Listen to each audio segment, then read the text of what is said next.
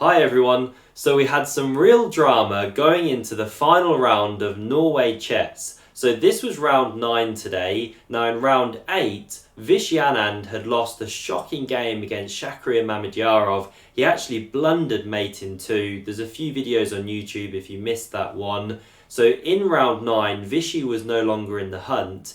Instead, Shakhriyar Mamedyarov was, and Magnus was only half a point ahead of Shak going into today's game.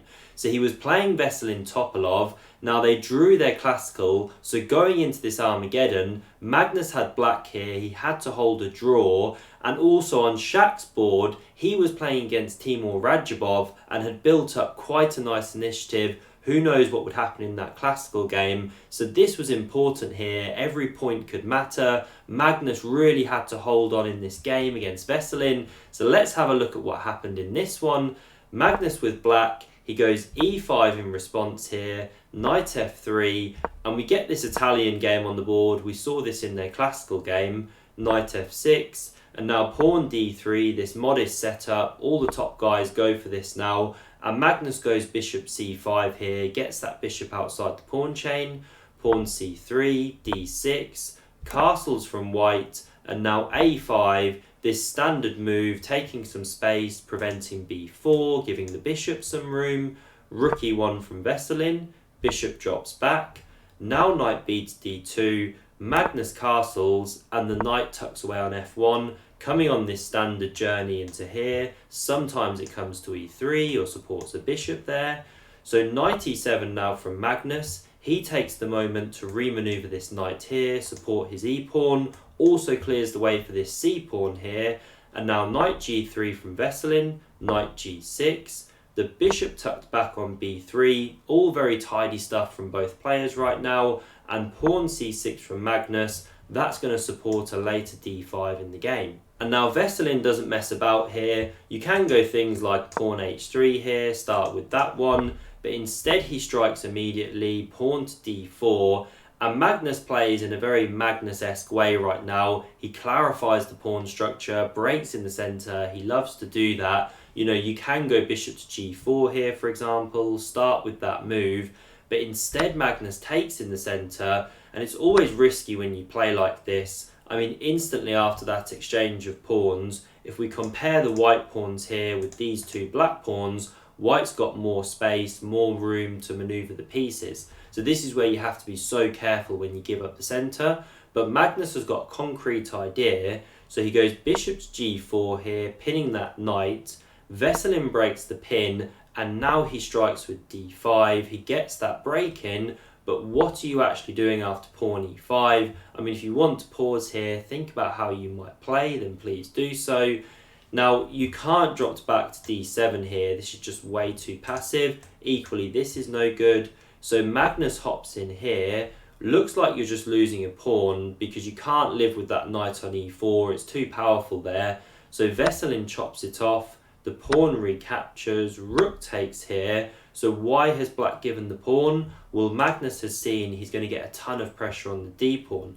So he now chops the knight, which is defending it, and the queen recaptures here. Now, if you go with the pawn, trying to hold on to this d-pawn with both pieces, then king h8 is actually really powerful here.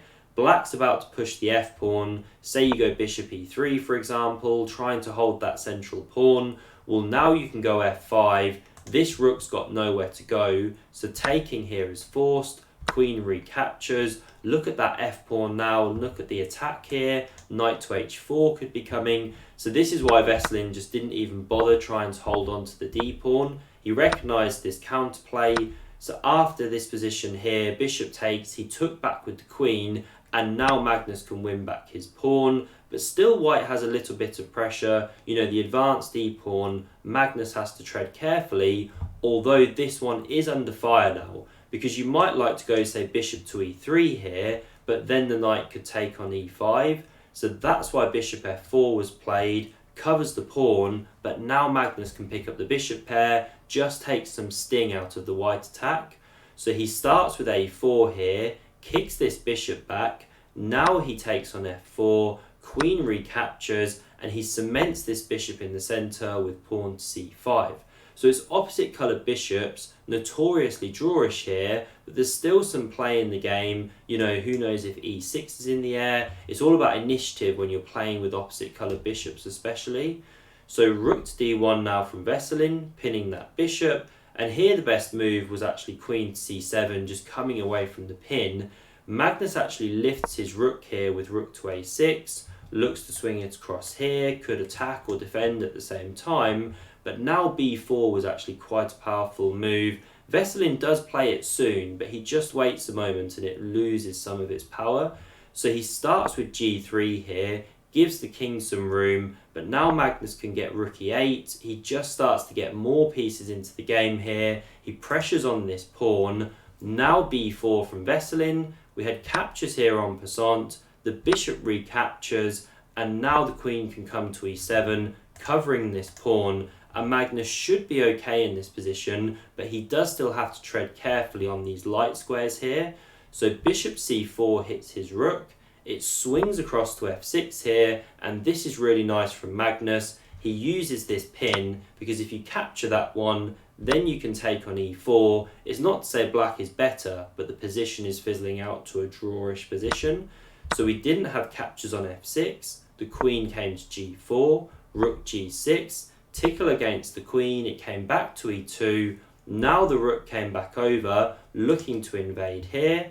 King g2 from Veselin. Now the rook came down, rook to d2 blocked it, and Magnus gets a pair off the board. Really tough now for Veselin to keep mixing it up. And here Magnus comes up with really just a fantastic move. I love this one. It's not force, but it's just a forcing way to actually then make this into a draw. So he goes pawn to b5 here, hitting that bishop. You have to take that one. And then here's the follow-up, queen to b7. You hit both of these pieces here. Now we did have the captures on e8 here. Now if you try and hold this bishop, however, so let's say you go queen to e2, you hold bishop, you hold rook, well then the rook can take on e5 using the pin. Black's doing fine. If instead you drop the bishop back like this, well then f5 is really powerful. This one's pinned. If you take on passant, then again you've got problems. You're actually losing a piece now. So none of this stuff works. That's why the bishop just captured on e8 here, and here the players actually agreed a draw, because Magnus would be taking here with check. Say you block with the pawn, well you could just pick up here. It's opposite coloured bishops, equal material, too good at this level to not make this a draw.